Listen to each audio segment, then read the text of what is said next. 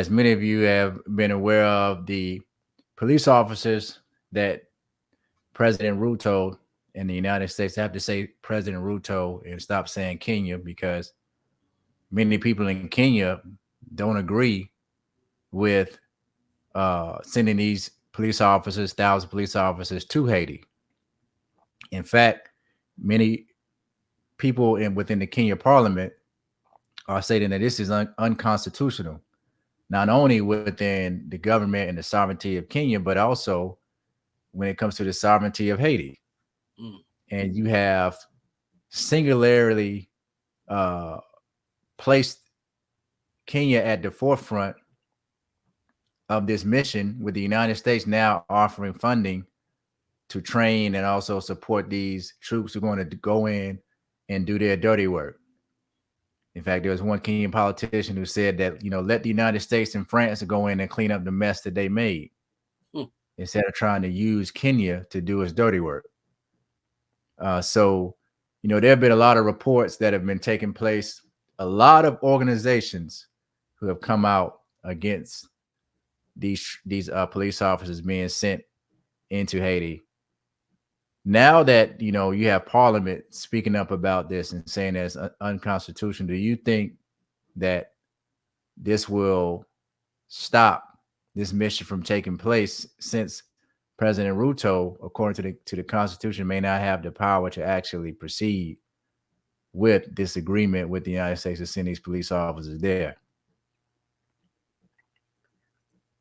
Well, I have not read the Constitution, and what they the United States has been conducting all of these wars since 2001 under the authorization for the use of military force, the AUMF, that the Congress passed, and that they have just stretched it to apply to Somalia, to Yemen, to Libya, and wherever else they're carrying on any kind of military activities. This authorization for the use of military force. I don't know what Kenya has in there, but we have seen various attorneys, politicians, judges, and others are saying that Dr. William Ruto, the president of Kenya, does not have the authority. So the question becomes, I think that there are two questions, but for this particular the issue you just raised, what will happen? Who has the votes? Do they have enough votes within the Kenyan parliament to prevent Kenya from walking into this trap? And that's what it is. I mean, and the other question is, and I don't know if you want to go to this right now, but is why would Dr. Ruto agree to participate in this when there is so much opposition particularly in the diaspora, from people in Haiti itself, and then in the Haitian diaspora, who are thoroughly opposed to this based on what has happened with the previous UN interventions? You would think that a man of his intelligence would sit down and talk to these people, for example, like Dr. Jemima Pierre of UCLA, and of the Black Alliance for Peace, attorney Ezeli Danto, who we interviewed here on African Liberation Media. You would think, I mean, okay, what are you getting yourself into? What do you not know the history? Who do you think you're going in to represent with 1,000 police officers? Now, obviously, there's some other countries, I think the Bahamas, I can't remember all these other countries, Ecuador, some other countries that will be also sending forces.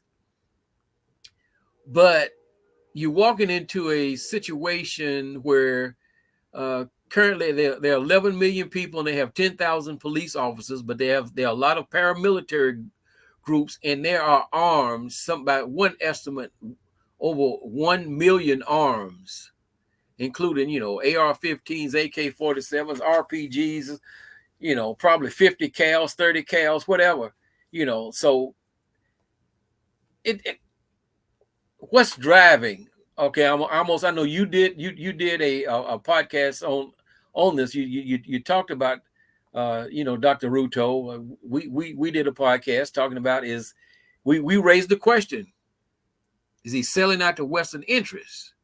So what is driving this? I don't know what the law says, and I don't know the dynamics of the opposition. If they can prevent it, but why is this even an issue? And my research and estimation of Ruto is that what's driving for him is being able to line his pockets. So of course there's economic kickback that comes along with him agreeing to do this. But here we have a situation now where the United States and other Western countries often promote democracy in countries that they want to oppress. So they want the country to have democracy, but what they don't want is for that country to have a governmental structure like the United States has. Because then it's a lot harder for these type of things to happen. So now it's in a situation where Kenya and their government is saying, hold up, wait a minute. Ruto, you don't have the authority or the power to make this decision by yourself. According to the Constitution, there has to be a vote in the parliament. So then we get down to how the United States functions when there's a war and Congress has to make certain votes or approve certain things, certain funds or certain troops being sent or what have you. So now we're going to open up the next layer of this. As people and countries around the world start to try to structure their government like the United States, different branches of the military, you have your Congress or parliament or whatever you want to label it as. Then you start to get your individual politicians who will then become bought and paid for. And their vote for yay or nay will be bought and paid for. But it's going to be a little bit harder for, these different capitalists and elitists who are able to easily do this in the United States by, giving these politicians kickbacks and, certain contributions to their campaigns. It's going to be a little bit harder for them to do this around the world if more countries start to organize their governments like this. And when you look at some of the comments from some of the Kenyan politicians, you can see a more authentic voice being given versus the often bought and paid for voice or political voice that we hear from politicians here in the United States. Yeah, most definitely. Let's, we had Sister, Ezalee, she went through the whole history. I've watched 2 podcasts on the Black Media, Black Power Media, Black Myths podcast.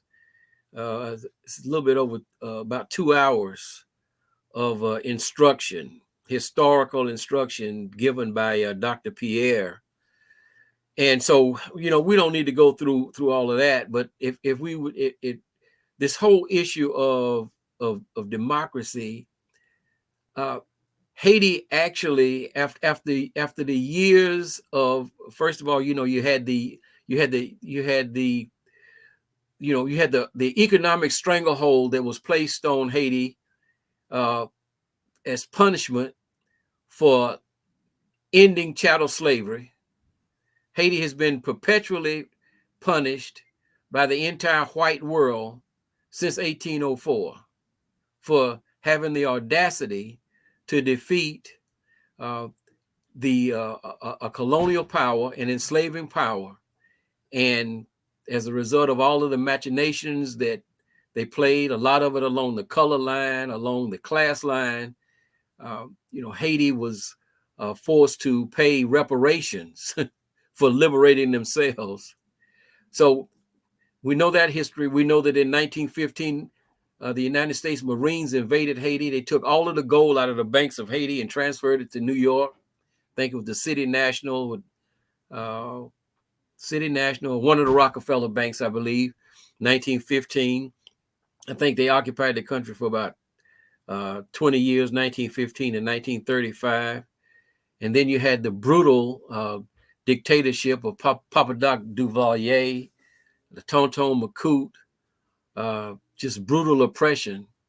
Haiti finally got a democratically elected president in John Aristide, John Bertrand Aristide. He was overthrown. He was reelected. And then in 2004, the United States Marines, sent in by George W. Bush, Colin Powell, that group of criminals, and he was kidnapped. He was literally kidnapped, hijacked, placed aboard a United States military aircraft and flown to what was then the French neo-colony of the Central African Republic. And they claimed that it was a coup, but it was actually carried out by the U.S. government. So Haiti had a democracy. If Aristide is able to rule, carry out his term, and they carry on other democratic elections, you would have a totally different situation in the country. But for whatever reason, the discovery of oil, the iridium, the rare earth mineral iridium that Sister Ezalee told us about, gold,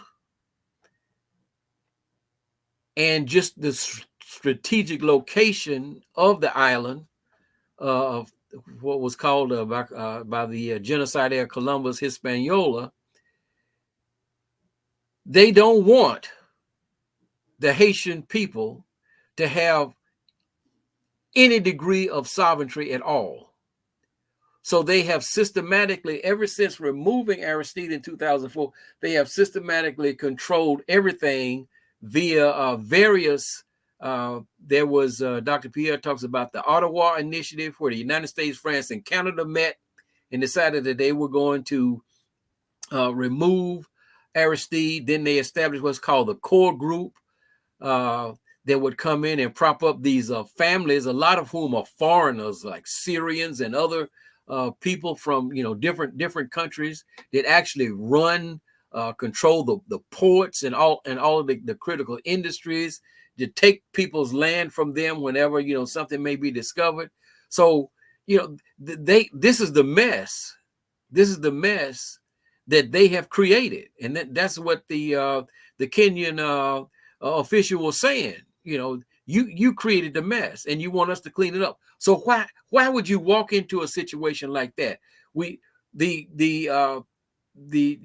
saw the intervention. After the earthquake, the Clinton Foundation went in there and made a bunch of money off of the earthquake. Remember, Obama appointed George Bush and Bill Clinton to oversee,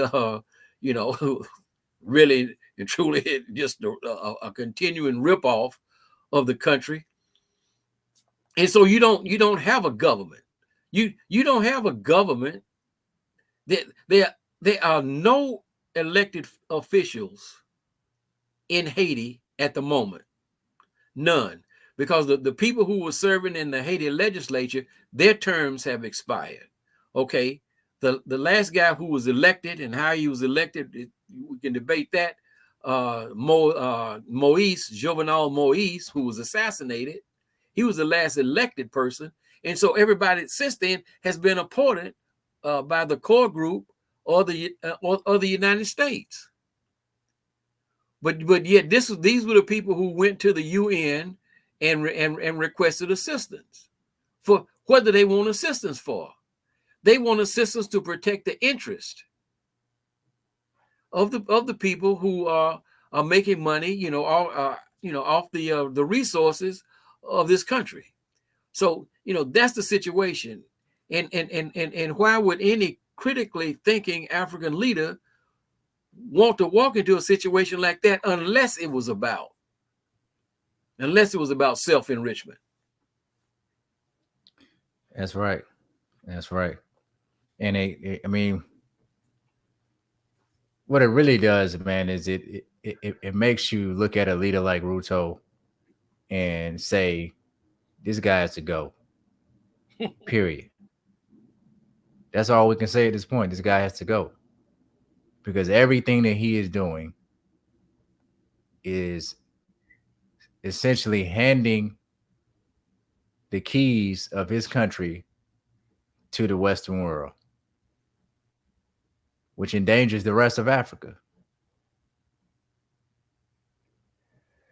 You know, we don't have time to go into the long list of other atrocities and crimes that he's committed, but he's essentially bending over for the West and allowing them to do whatever they want to do. And these guys got to go.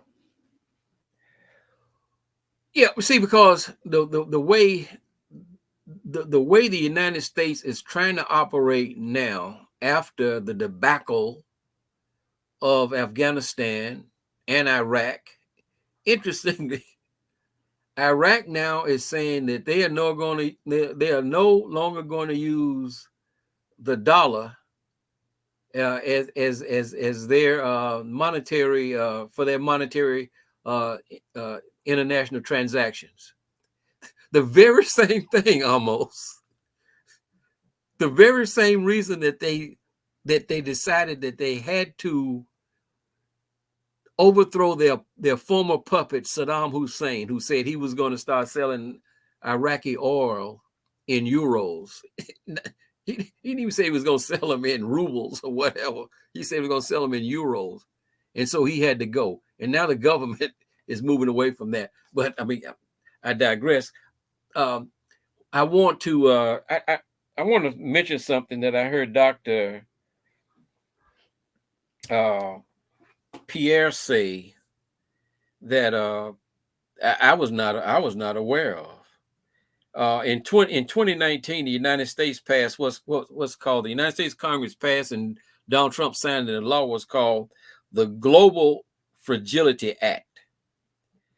And the law came after years of advocacy from peace building groups. I don't know who these peace building groups were, pushing for a new way to implement conflict prevention and peace building programs in places considered fragile.